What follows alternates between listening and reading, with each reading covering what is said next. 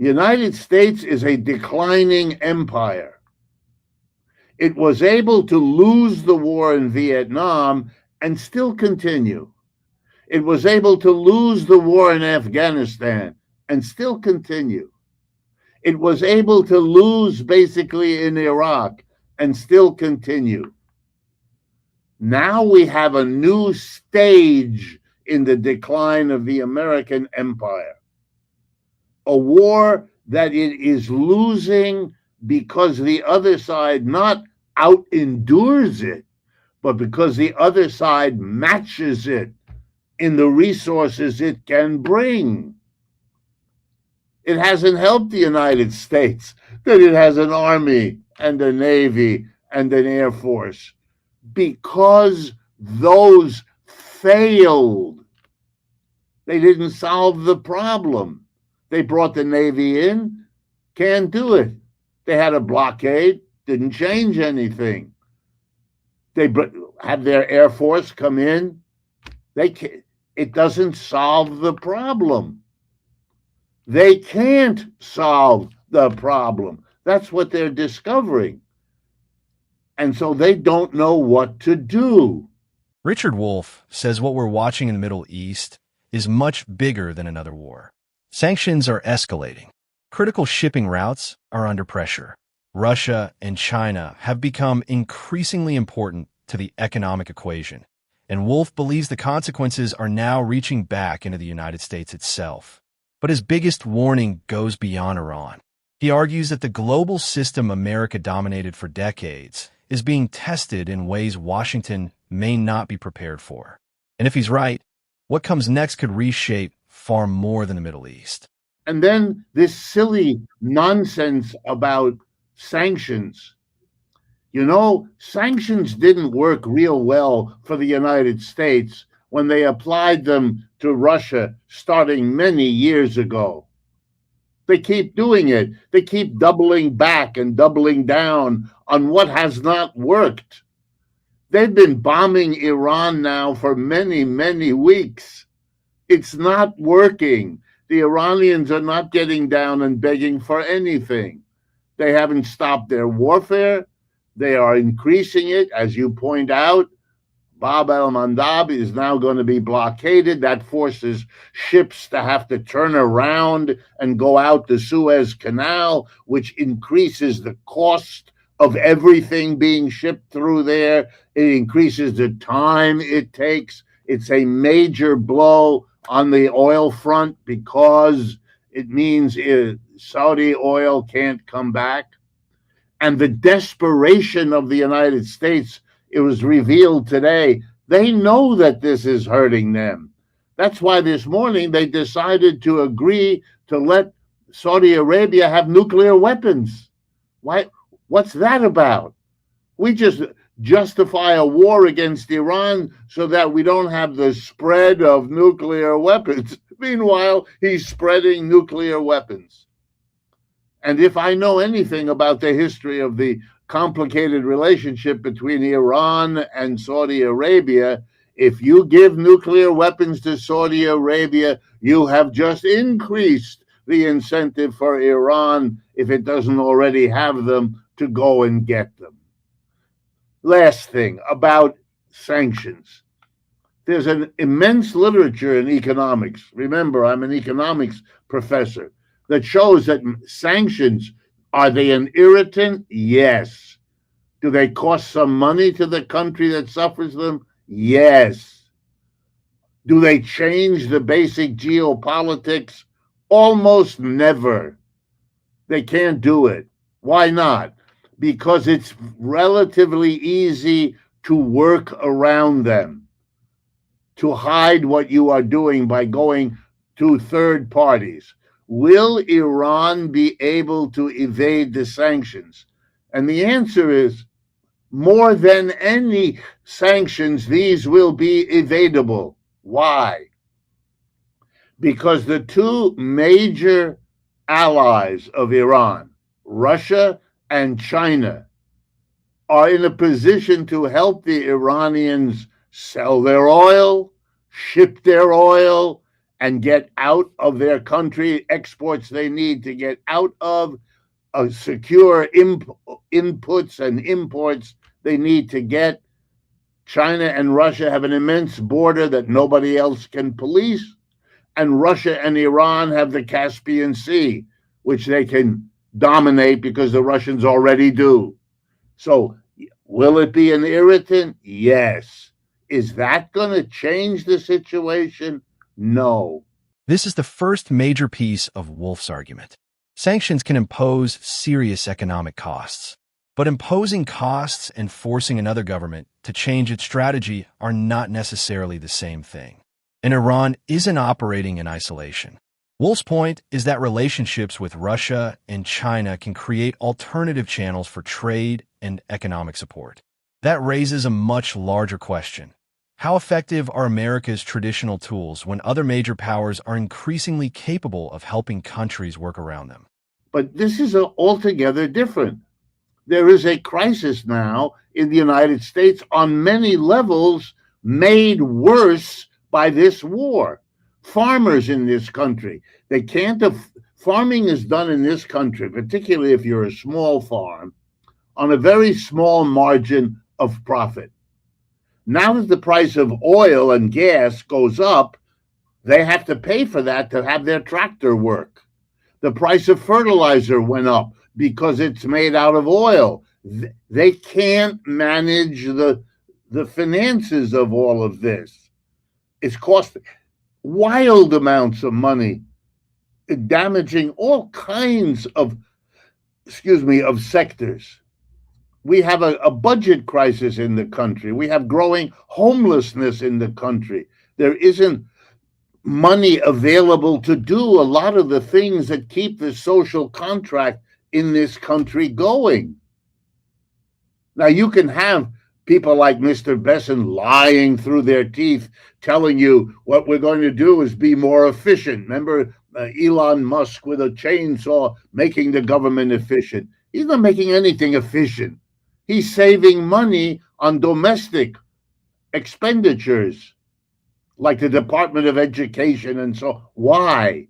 So he can pay for the war and all of the other domestic results of the war, like handing out billions to the farmers so he can keep their votes for the election. You're squeezing American empire and American capitalism.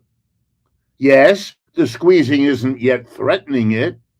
And yes, you may be right. They are so damaged if they walk away and the world sees they were defeated again that they may keep it going.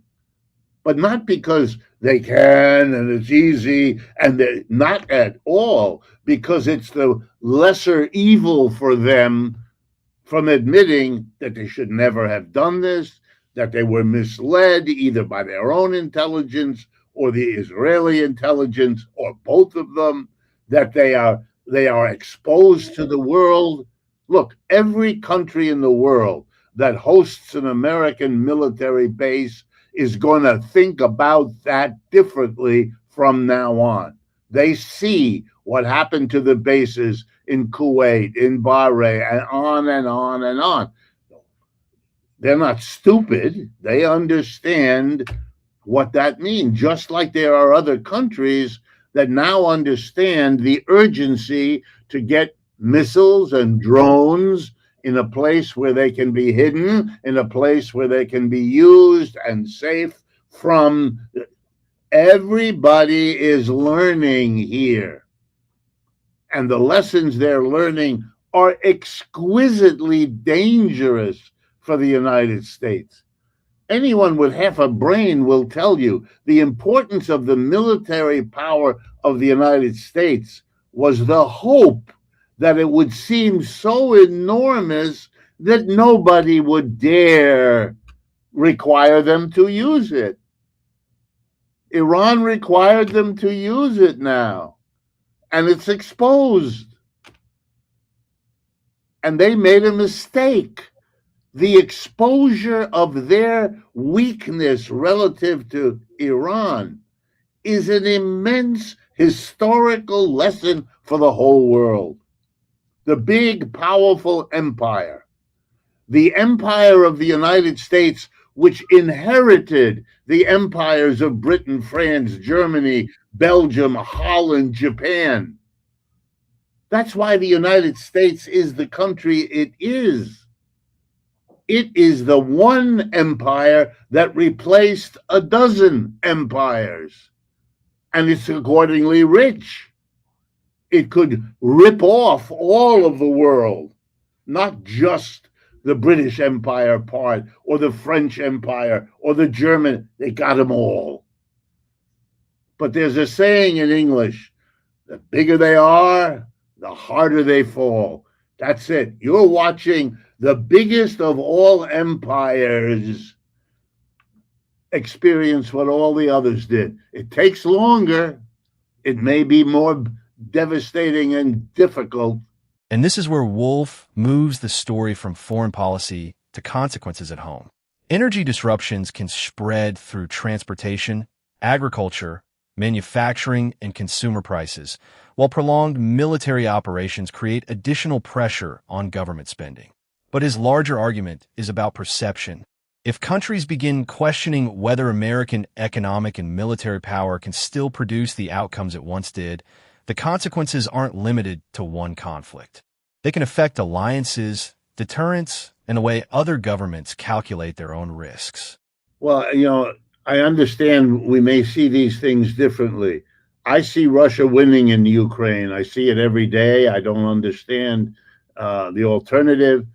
The only outlet onto the ocean that Ukraine had was Odessa, and Odessa is now effectively being blockaded and overwhelmed by the Russians, who will, in all likelihood, given everything that has happened, take that city within the next few weeks. And then what? Then Ukraine has then become a land like Austria, a little country with no ports and very little left. The European economies are in terrible shape. The average economic growth in Europe is like between 0 and 1%. The annual growth in the United States is 2%, 2.1%. The annual growth in China this year, 4.3%, more than twice that of the United States. And that has been true every year since 2010. That's not a successful program to contain China. That's one huge failure. You didn't do it. You didn't contain. You didn't even compress the 2-to-1 ratio, and by the way, sometimes even 3-to-1, between the rate of growth of China. And with that difference in rate of growth comes a different capability for your political activity, a different capability of your military activity, the different degree to which China can help Russia. Russia's economy is okay too. After immense predictions, the ruble would collapse, Russia would come to its knees, the sanction. Look, I look at these, I take these things seriously. I ask, have the predictions come through? How powerful have the sanctions been? And the answer is they don't achieve the objective stated by those who impose them. And all I see is more of it. Well, it didn't work. It's like Mr. Trump reimposed the blockade, but the blockade didn't work the first time. It's not going to work the same. Tell me, give me reason to believe that the bombing campaign for 40 days didn't work, now is resumed. What? More killing? It seemed to me when you saw millions and millions of people in the streets of Iran for the funeral of the Ayatollah, you could see that if your goal, which it was stated, was to bomb and then the country would fall apart because of all the dissension, you didn't see any dissension. You saw a level of solidarity which ought to make an enemy stop and realize, wow, have we misjudged the situation? And this is why China changes the scale of the story. The strategic issue isn't simply which country grows faster in one particular year. It's what happens when differences in industrial capacity, trade, and economic growth accumulate over a much longer period. Wolff believes that gives countries facing American pressure alternatives they didn't have when U.S. power was at its post-Cold War peak. And that makes the confrontation with Iran part of a much larger test of how the global balance of power is changing. These are different parts of the story of the decline of the American empire and the emergence of others. So that now to end and answer your question, Americans will have to see more of what I've just said than they do now. If they do, if we can succeed in getting that way of thinking stronger in the United States, then we will get the political expression. We will get political candidates and parties who will say containment is the wrong approach. We have to sit down with the Chinese, sit down with the Iranians, and come up with a way to live together on this planet. That's much safer for all of us, because the alternative is a war. And it is a nuclear war, especially now that Mr. Trump has decided to allow the Saudis to have a nuclear weapon. The hypocrisy here and the desperation of such behavior. The president of this country has been telling the Americans he's saving them from the proliferation of nuclear weapons, in this case, to Iran.